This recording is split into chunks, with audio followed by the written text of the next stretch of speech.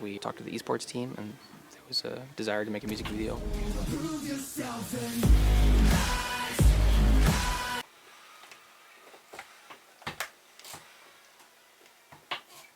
Became the Rise music video, and then we started talking to the music team, and they were working on something like a crazy idea about a K-pop group.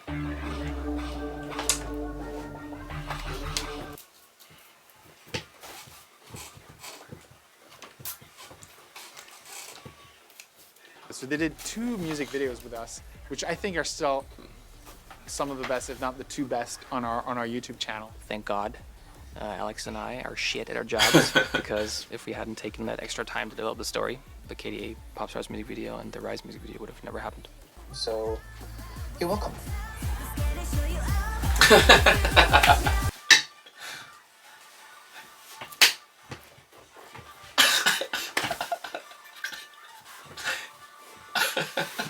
Wagwan people, damn, welcome to my channel and welcome to room 2703 Reacts. So just watched episode 1 of part 1 even of Arcane Bridging the Rift.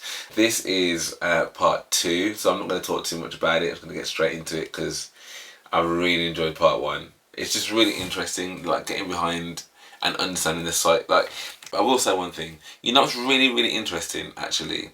You see all these people that have done amazing things, whether they're sporting heroes, musical legends, fantastic artists, you know, whatever field they've gone into and excelled, Oprah, like, they've all had these moments of like self-doubt or not going ahead or going to cancel, like whatever. They've all had these moments of them not being who they are today. Just listening to them here and just seeing like how much thought, how much hesitance they had to take the initial, as they call it, the IP of League of Legends and to do anything that would sully that based on the kind of curse that you get with video games and stuff. It's just really interesting to hear how much of that was prevalent. And again, episode 1 ended with them saying, yo, we need an intervention. This, pull that plug, it's not happening. Imagine that didn't happen and we didn't get Arcane.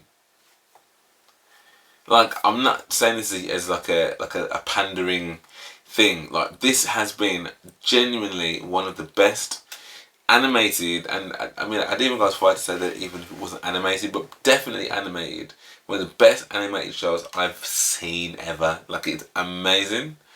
So, wow, it's crazy to think that it wasn't going to get made. But yeah, let's see what episode 2 is saying.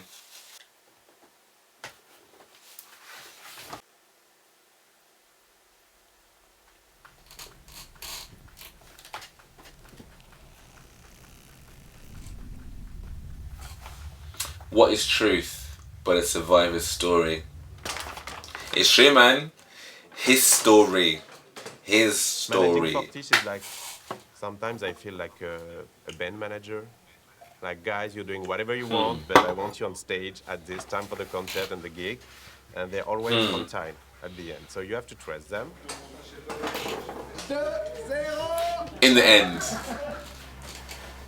So we are in 2017 and everybody is working really hard to deliver the pilot. And then we had a discussion with Riot explaining to us that we're not happy with the script, with episode 2 and episode 3. At the end of the call, we were like, they have really said that? I think we have misunderstood them. When we arrived in LA and then it was, hey guy, yes, we want to do a pause on the production, put everything on hold. We were like, oh my gosh, that was true. You would be crushed, wouldn't you? 2017. Persistence. Everything is going to shit right now. I guess that was pretty much at the point where they had drafted together a couple of scripts and sort of a show bible for the entire season. The next thing I know, Christian mysteriously gets pulled into a meeting, and then it was like a strange intervention where a bunch of other rioters basically told him that it sucked. It was such a blow to the team to just feel like, man, we're being told to stop completely and potentially even find different showrunners, different writers for the whole thing. You know, you've Wow. been killing yourself, you know, to try and make it work and try and figure it out. And you, like, just, I mean, your first thought, of course, is just like, is it dead? We Wow. were only able to hire all these animators with the promise that would be a full season to work on. Because, you know, they're very, very talented, and you really only get them if you have something kind of worth committing to, you know, like a multi-year project. And so we just kind of had this feeling like we're gonna have to tell all these people that we just hired, they have to be let go. Oh my which is gosh. just like the worst thought. I think Alex and I just felt like we suck. Like we failed, you know. Christian's a tortured artist who can't let himself not do something great. Like he will will it into existence because he will beat himself up and lose sleep and go crazy. There were a lot of times during my career ride so far where I needed someone like Brandon or Mark to explore some pretty wild ideas. You know, where a lot of people would say, like, no one in the video game industry has full-time composers, you know, like, we can just hire someone from the outside as a freelancer to make some music for us. Or why would we make music videos? That's insane, you know, like, video game companies don't make music videos. Back then, it was Mark and Brandon. Just to be clear on that as well, as someone that is so unfamiliar with this League of Legends world, the very first time I saw anything by KDA, which again was led by Babette, I was just so like, what do you mean? Like, they've got a video game pop star group. Come again. So I can understand what you mean. So like video game companies didn't make music videos and stuff. Like, I totally get that. Who kind of saw the idea and like how awesome this could be, and they took bets on, you know, me being able to figure it out. So then in the meeting, everyone left. It was just Brandon and me, and basically, I think Brandon kind of took like the moment to kind of tell me, hey, like, we'll figure it out. You know, like, we trust you. You know, like, we'll figure Good it out. on him. And I just started. Oh. Christian's Aww. biggest fear is letting players down. He crushes himself over it. It's actually painful for those closest to him to sort of watch, and it gives you so much respect and appreciation, and ultimately trust in what, you know, he decides to take responsibility and ownership for. Hello everyone. I want to talk to you guys a little bit about our decision to delay the further production of the follow-up episodes of Arcane. I remember I think I've recorded like 16 different versions of this video because I just always was just kind of sitting there like, And I wanted to give you guys some more information about it, you know, why, what our plan is, and so on. And I'm sure you've heard from... We did not show this. The question was, if we start with that, everybody will cry, everybody will jump out of the window. I finally made a version of the video that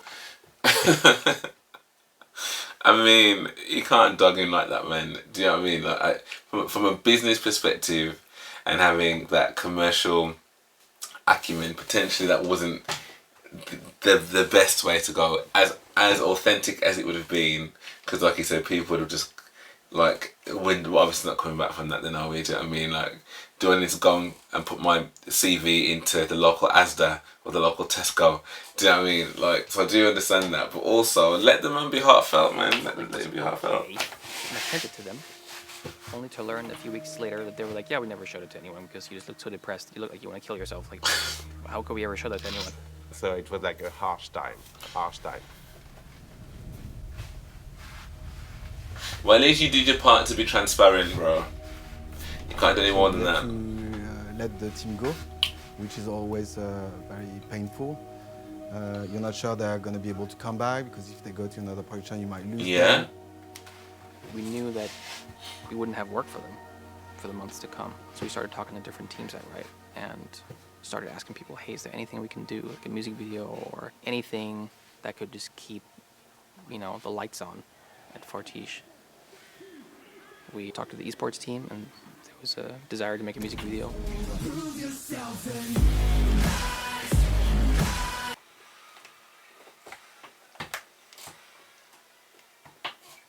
Became the Rise Rise music video. And then we started talking to the music team, and they were working on something like a crazy idea about a K-pop group.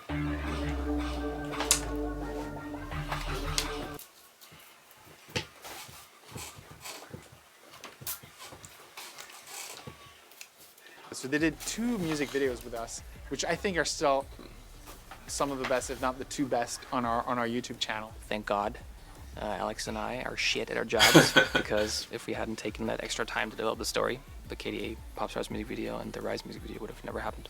So, you're welcome.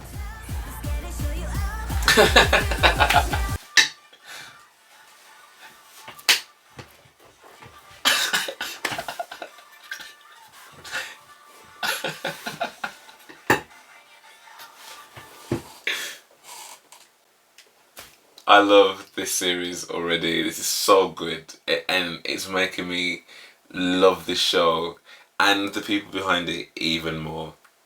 Wow. Wow. Again, as someone who is completely unfamiliar with this world before watching Arcane, like, I feel like I'm tumbling down a rabbit hole with this at the moment, and I'm absolutely loving it.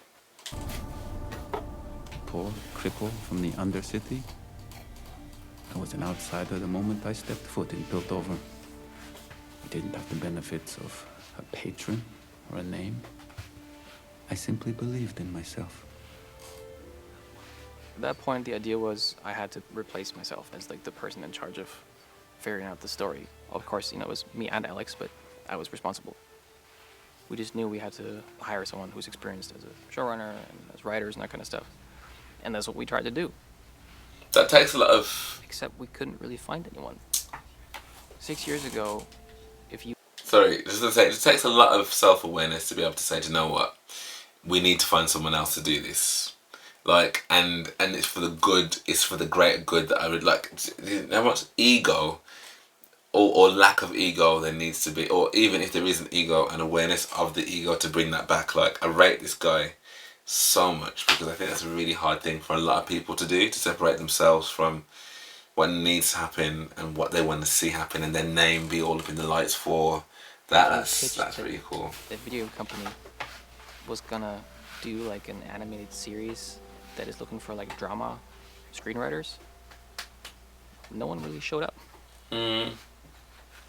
You can kind of understand, can't you? A little bit. Or it was just, people were in for the wrong reasons, where it was like, well, I mean, League of Legends and Riot is big, but they didn't really care about the characters that much.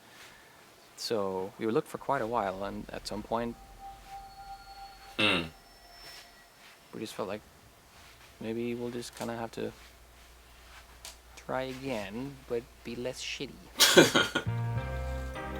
And then, yeah, I mean, it was just start over, like kind of look at what we do. That's when we started talking to showrunners, like who could we bring in to just be an advisor. That's when we found Monica Macer. She was a showrunner. She worked on Lost. Oh. Was someone who was really passionate about mentoring people, and she really helped us find the right way to realize our vision, without necessarily being like, here's what you have to do. More just about here's all about the process of how to craft a season, how to think about developing characters. And then we hired, a bunch of writers who'd worked in various capacities in TV. So, Amanda was one of those writers. Oh, I know. Oh. It's so good. It's so good. You're like always trying to get into the heads of your characters in any way you can. Hey, Amanda. I had one of the writers teach me how to shoot a gun, like a sniper gun, right before I was gonna write Caitlin's episode last year.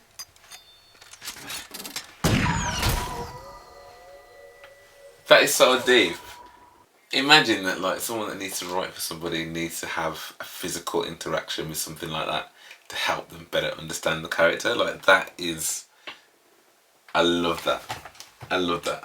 We're in my house, and I have a little office here where I do my writing. Can you show me that? Sure.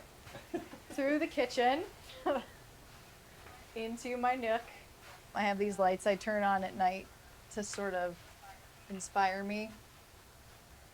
There we go. They'll have scripts that they'll send over to you as Cool. a sample of their work. And Amanda, I think with hers, it was comic book video game scientist. And her story was about a future world where we've colonized the moon. And I was like, this seems like it could be a good fit for us. I would prefer not to have a punching bag in my living room, but that's just what we do right now. So I actually never thought about how my kung fu translates to learning how Vi's a fighter. Rotten luck, boys. But there's a fight scene in episode 5 of season 1, which is the episode I wrote. I remember that well. One of the things I'm like so proud of is it's like between two women with like a different body type, different, like both like really muscular. They're doing moves that you haven't necessarily seen women do before on screen. I always think of fight scenes as like being just like another talking drama scene. Like there has to be a turn, there has to be motivations, you have to learn something new about the character in the fight that you didn't know before. I'll give her your regards.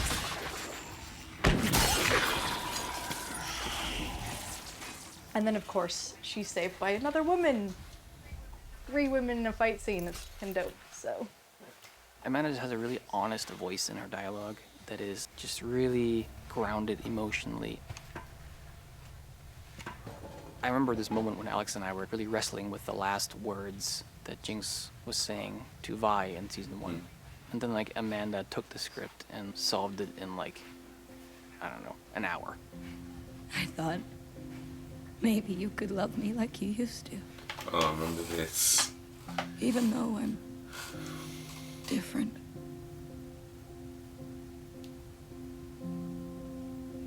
But you changed too. So, here's to the new us. Amanda just wrote that, and Alex and I were just like, yep, that, and we just couldn't do that, you know? I think the biggest change from the way that we were looking at it before was it was very plot heavy, right? It's very focused on kind of like, what's the problem that has to get solved? Who's going to fight who? What I think most improved after kind of working with these writers was sort of like the emotional story for the characters. I'm quite proud of the cold open too, the like whole beginning of the season with the bridge. The cold open used to be the cold open from episode 3 when Silco was drowning. I sort of went out on a limb being like, so guys, I know you hired me to help out with the show and whatever, but you need to change the pilot. That's a lovely poetic image, right? But it wasn't telling the story of the series, which is these 2 sisters being torn apart. She's right, bold. That's when I came in as CEO, taking this big role with the idea of becoming a multi-game developer and a multi-game publisher, which on its own is a really difficult challenge to go from that one hit to multiple games. And then there was this little curveball, and oh, and by the way, we have this TV show, which probably is going to cost us, you know, a massive 9-digit budget. There is a lot of risk in this. To be completely honest, Niccolo and I were always on like completely opposite spectrums. He's a business person. He's someone who's just extremely smart in like a rational way. He doesn't really let himself get carried away by like his emotions or like by his own personal attachment to anything. And I'm the opposite. I always have opinions. I'm always, you know, emotionally attached to the stuff that I work on. I'm an artist, I guess. Christian, We sound the same. We sound exactly the same. I mean, I'm not out here trying to formulate a business and all that kind of stuff, but in terms of being emotionally attached, I definitely appreciate that. This is definitely going to my head a little bit, so I'm going to need to wrap this up. Actually, I remember bringing him in my office to say, hey, we've decided if we're gonna fund you for a full season. He had done the pilot, and you know, we paused, and I told him like we're not gonna fund a full season for Arcane. So why would you bother doing any of it It's then? really important you understand why, because you and I can be on a different page, but it's very important you understand where I'm coming from. And the reason I'm not going to validate you to move to a full season is because I'm going to allow you to move to multiple seasons. And so I kind of trolled him a bit. You pulled a bit of a prank. And Not him doing the Simon Cowell. I didn't like that. I didn't like it. Didn't like it. I absolutely loved it. Like, nah, bruv. Like, I'm working far too hard. My emotions are on the edge right now. I'm a man that don't know what he's gonna do if this stuff doesn't come over. So don't be playing them kind of pranks. It's not prank time, Niccolo. I think he was really pissed at me for this. Yeah. Yeah. So yeah, he definitely gave me the trust that I needed to develop Arcane the way that Fortiche and our team at Riot needed to do it, you know, which was not the easy way, but like really this like pursuit of like, hey, this is what we think our audience wants, and it's ambitious and crazy, but we need you to trust us, and he did. You need to stay committed to players because nothing's going to be easy. There will be many moments where you want to give up. I know Christian went through this multiple times, we went through this multiple times, and you need to have the grit and the courage to continue for players. As we were looking at trying to scale a lot more, and then we had season 1 in production, and we started to think about how are we gonna do the first development of season 2 at the same time.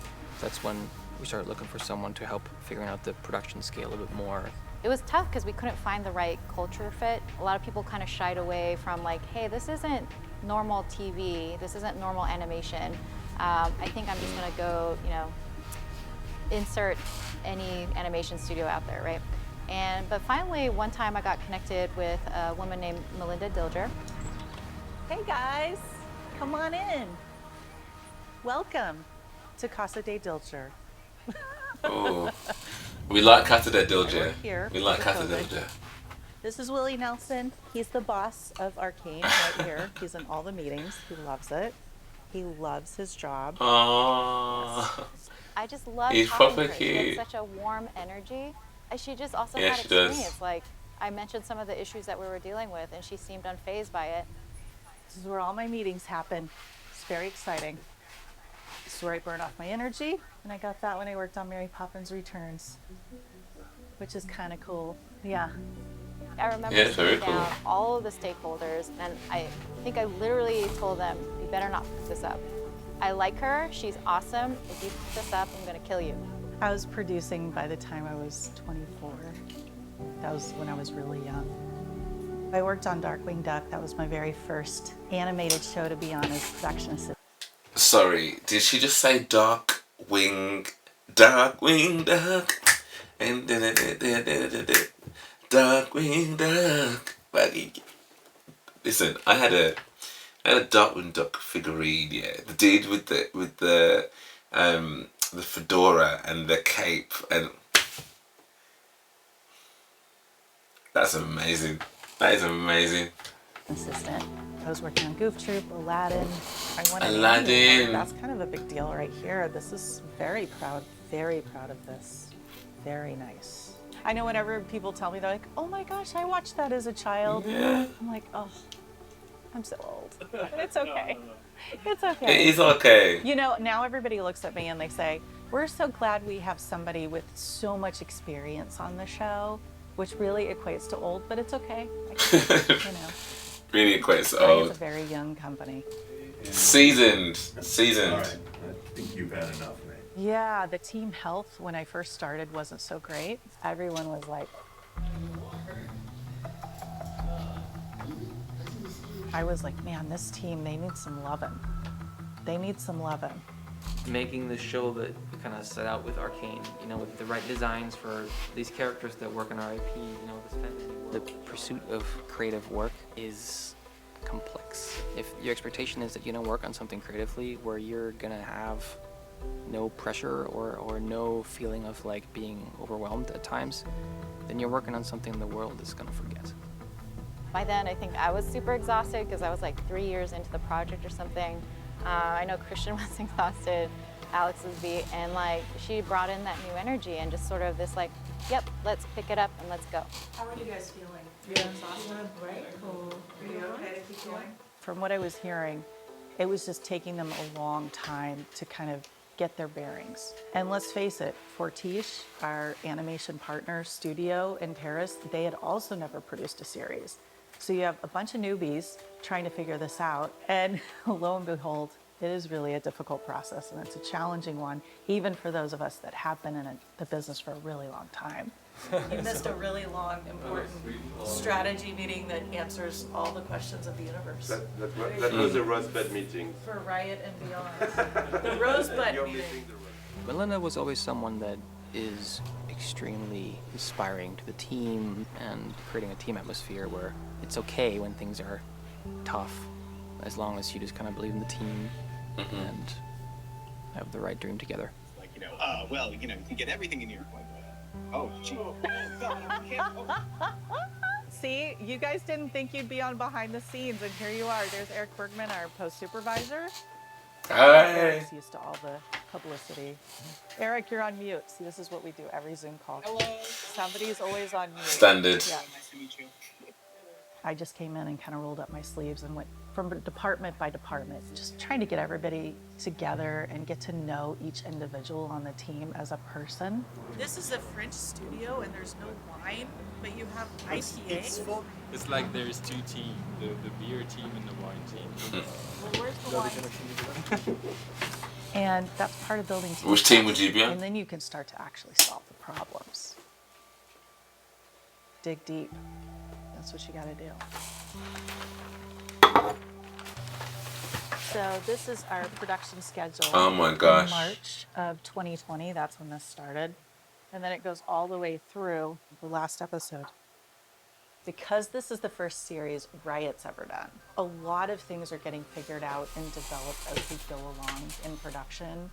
So it's taking a little bit longer than it typically would on a television series that's all thought out. Everything's figured out way ahead of time. This is like, how can we make this more unique and more special than any other show on television?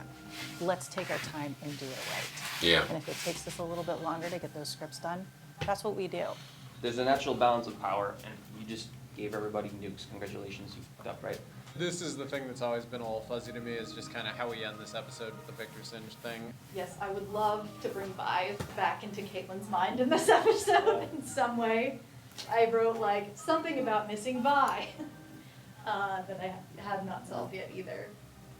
And to kind of like take the IP that's there from the games and turn it into something really awesome for television is a challenge. They're going to spend more money than most people to get it there, but they're doing it because they love the players and they want the players to be happy. I mean, that's the thing that I wouldn't have appreciated before watching this, is just how much love there is. Well, no, sorry. I would have appreciated it beforehand, but I appreciate it even more now having seen this, as to how much went into getting it right. Like, and it's special. It's like you don't just see them as these little tiny things walking across the screen. By putting them on television, they have soul and they're deep and you can relate to them. Luckily not Jinx.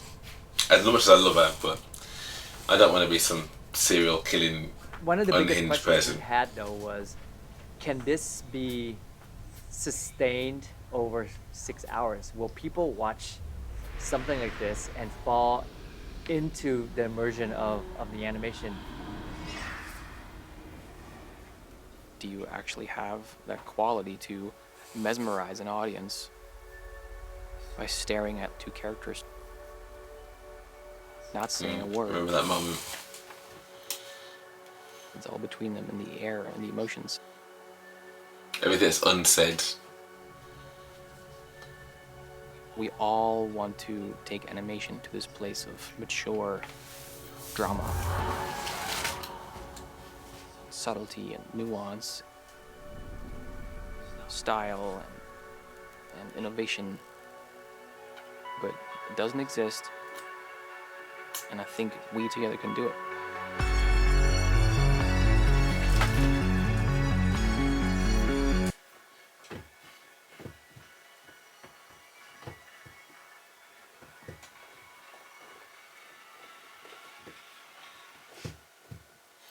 Man, this is sick. Absolutely brilliant. Like, I don't know what I thought I was going to get out of watching this. I don't know what I thought I was going to get out of watching these, but they're actually even more insightful than I thought they'd be. With a show like this, you expect there to have been quite a lot that went behind it, but because the last behind the scenes kind of thing I saw for a show that I really enjoyed was for was for Schitt's Creek, which I thought was, I mean, that show was amazing. And watching all the behind the scenes stuff for that was really, really good. But you don't necessarily think about the same, well, I didn't anyway, think about how important it would be to kind of see all the stuff that goes behind getting it to the degree that it's then ready for us to consume and binge in like a week, knowing that like they had conversations way back from like the early 2000s, like, and it was nearly shelved, like was nearly completely and utterly shelved. I'm not gonna go ahead, the story's not so good. But then bringing that lady, I can't remember her name, I just heard it, bringing her in as someone that's had so much experience, being able to get people together and be like, right, this is what you need. We need this synergy. We need people to feel, you know, that we're all working together on this, and to know that she was able to do that, it's pretty stellar. And the fact she worked on Darkwing Duck, I'm sorry, that's probably the coolest thing I've heard today. Darkwing Duck. You know what? I need to just see the intro to that just to remind myself.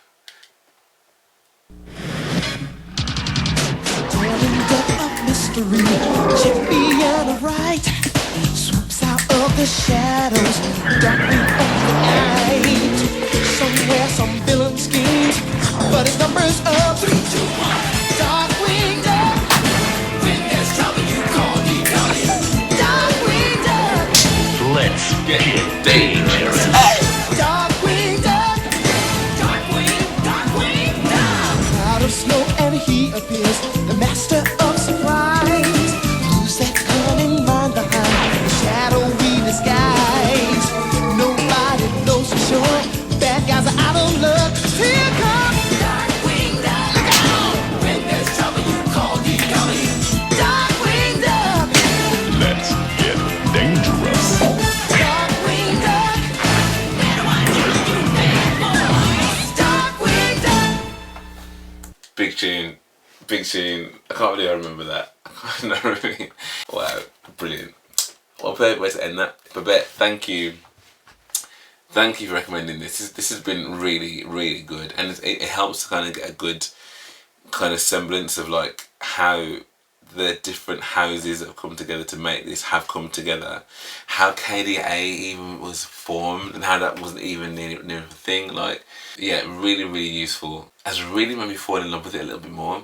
I'm not gonna lie, like it has made me fall in love with it a little bit more. Okay, well, episode 3, I'm hoping isn't gonna take too long to come out, so I look forward to that. I feel that my gin has done enough. And it got a beard. No, that was brilliant. That was really, really good. Really enjoyed that, and really looking forward to episode 3. And again, Bridging the Rift. Good to see this, and it'll make. I mean, obviously I don't know when season 2 is coming out, but it will definitely make. They've just given us something to just to. I feel full right now.